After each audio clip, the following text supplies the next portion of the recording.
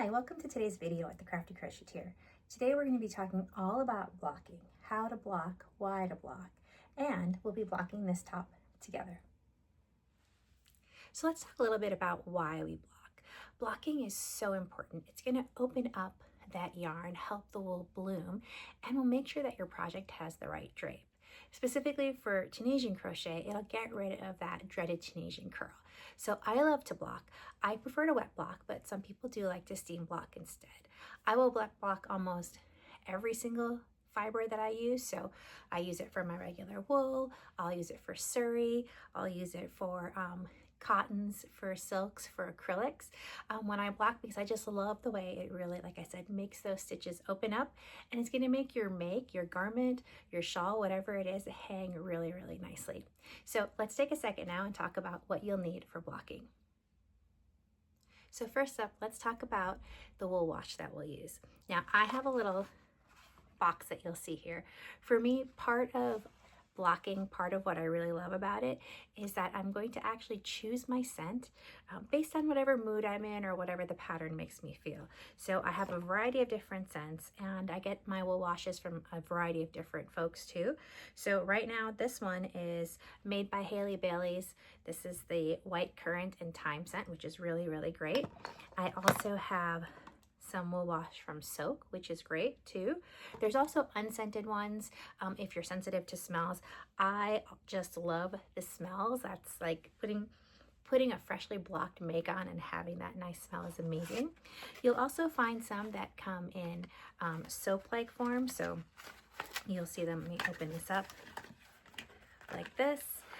This is just preference. It's whatever you want. I really like the liquids better, and I'll show you that as we go through the blocking process. So wool washes are great, and you can get scented or unscented, and also the ingredients in them is going to make a difference. Some of them are going to have different ingredients that are going to affect your yarn in different ways. So lanolin can help soften your yarn.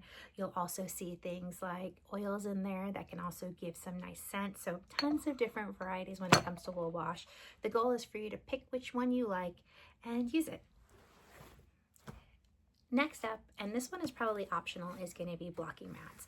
I have a bunch of blocking mats because sometimes I'm blocking more than one thing, and sometimes there are these long giant wraps, but I have blocking boards, and I like to just lay these out. With those blocking boards, I really, really like to use pins, and those pins, you can get whatever kind you want. I had these ones that I bought when I first started designing, and it comes in a little box like this, and there's two different sizes, so you'll see the bigger size and then the smaller size. I also have some pins that are individual. So if I do something with lace and I want to draw the points out or open up little nooks and crannies, I can do that. But again, optional. You don't have to do blocking boards. You can use a towel instead. Towels are great. I'm going to be using a towel for specifically for after we wet block our garment. I'm going to use a towel to kind of help bring it out. But you can just also lay them flat on a towel if you'd like, just to help soak up that moisture. All right, I think that's basically it when it comes to supplies. We are going to talk about a couple of other things, but let's go down to the kitchen where we're going to do the blocking, and we'll talk about that there. So we're going to talk about a couple more things before we get to the actual blocking process. The first is, what are you doing when you're blocking? You're taking your make and you're actually soaking it in water to get those fibers to open up. And you're soaking it in a combination of water and wool wash. Now, when you're soaking, there's multiple ways to do this. You can just put it in your sink, which I have right here. Oftentimes, I would use just a bowl, just like this, but I also use this bowl for cooking, so I was looking for something new to try for blocking. So I just got this Strucket, and you and I are going to actually use this for the first time today. So again, the idea is you want your make to be completely immersed in water and wool wash so that those fibers can really get wet and open up and bloom. So let's get started. So we're here at the sink to get started. Now again, you can just use this, stop up your sink if you want to fill it up with water, or use a bowl like I mentioned, but we're going to use this today.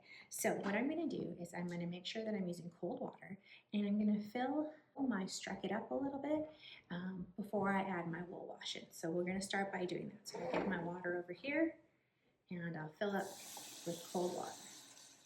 Okay, so I filled my Strucket up with a little bit of water, and now we're gonna add some wool wash. For this one, I have a new smell that I'm trying out. This is Santal Blush from Sorella.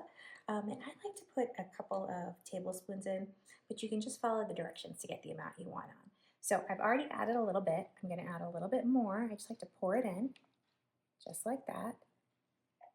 And like I said, I've already put some in, so make sure you get what's on the directions. And I'm gonna just mix it up a little bit with my hand, get those suds going, and then we're gonna add some more water. And remember, we're using cold water, so I'm gonna go ahead and get this. And how much water you put in is really gonna depend on the make that you're using. So if you have a large weight that's bulky, you'll have to fill it up, because remember, we want all of those fibers immersed in the water. So I'm gonna fill this up a little bit more. And then I'm going to go ahead and grab my make and put it in. Okay, so I've got water filled up in there. I'm going to go ahead and just put this in all the way. And like I said, I want to make sure that it's going to get completely immersed in there. So let's get this filled up. And I think that probably will be enough. So I'm going to turn off my water and then set this aside. And let's just get this completely wet. I also like to just pick it up and we'll move it around a little bit. Again, getting it completely immersed in the water. Now that it's immersed, we're going to let this sit for about 20 to 30 minutes and let it, like I said, open up, get those fibers to bloom. Then we'll come back and drain it, and I'll show you the next steps. Okay, so our make has been soaking now for about 20 minutes. I'm going to bring the Strucket over to the sink. We're going to bring it over together. Now, I haven't used this before, but I believe we just pull this out and it'll drain the Strucket. So let's take it off, and look at that, works really, really nicely. So once we have soaked this, we do not need to rinse it out. So we're just draining it, and that's it. We're gonna let it completely drain from our Strucket. And then what we're gonna do is we're actually gonna take, I have a towel here, and the Strucket comes with this little basket, and I think all I have to do is pick this up. Yep, I'm gonna pick this up and actually just move it over to my towel, just like that. And that's it. Now let's go over to the table where we're going to show the next steps for blocking. So what I've done is I've taken my make and put it on a towel here on the table. You can see my blocking boards underneath. But I think next time what I would do is I would probably just open that spigot and let it drain for about 5 or 10 minutes to get all the water out. I did squeeze it, and what's really important is when you're squeezing your make that you're just kind of gathering it up and squeezing it lightly, that you're not wringing it or twisting it, because that will ruin your work. So we want to make sure we're just gently squeezing it to get out some extra water. Then what we're going to do is, so what I've done here is I've put it on top of the towel, and I'm just going to roll it up. We're going to roll all the way. And this is just to get out some extra water. And some people will actually put this on the floor and they'll step on it. I'm just gonna give it a good squeeze, just like this. And again, you can let this sit for 5 or 10 minutes, but I'm just gonna do this really quickly for the video. So now that I've kind of squeezed out some of this extra moisture, we're going to put the make onto our blocking boards. Now, I usually do this also on the floor, but filming on the floor isn't easy. So we're gonna go ahead and just do this here. I'll put this to the side for a second and get it out of the way. So I'm gonna take my make and just lay it flat. And when we're dealing with Tunisian crochet, as I mentioned, we're worried sometimes about that Tunisian curl. So this is gonna help get that curl out and have it kind of dry nice and flat. Now, the other thing is I'm not actually going to use pins for this. I know I did show you my pins earlier, but usually for garments, unless I need to stretch them out, I won't use pins. I'll just lay it flat. About a few hours into this, or maybe tonight, I will flip it over onto the back side and let that dry as well. Now, when it comes to blocking will probably take anywhere from 24 to 72 hours, depending on where you live. I live in Colorado, where it's a little bit drier, so this should hopefully block out within the next 24 hours. So we're gonna let it block out, and then when it's done drying, I'm going to weave in my ends and I'll show you the final product. So welcome back. It's been a few weeks since we did the blocking tutorial, and I have to say I've been living in my Lexi top. It's so great. I'm going to stand up a little bit so you can see how nicely it now drapes. There's no Tunisian curl. The fit is really, really good, and the blocking really just opened up the stitches, so it's nice and drapey and just fits really, really well. Sorry, I have a little interloper here who keeps interrupting my filming.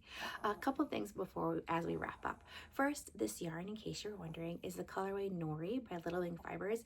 I purchased it last year at Flock Fiber Fest, and it is just stunning. So if you're interested, I'll put a link in the description below. Also, I want to take a second and thank the folks at Struck It. I had reached out to them about the Struck It because I was really curious about how it worked, and they were kind enough to send me one, and that's what I'm using in this video. I have to say, that it's really nice not to have to use my kitchen bowls and to have something separate that I know is nice and clean, and I'm going to use it just for blocking. So this is definitely going to be a new tool that I'm adding to my toolkit when it comes to blocking. Now, I hope this video helped answer how the process of blocking works, but also why it's important, as you can see from how this top turned out. If you have any questions, please leave them in the comments below, and I'll do my absolute best to try to answer them. Also, if you like this video, please give it a thumbs up. It really does help to grow the channel, and happy crocheting!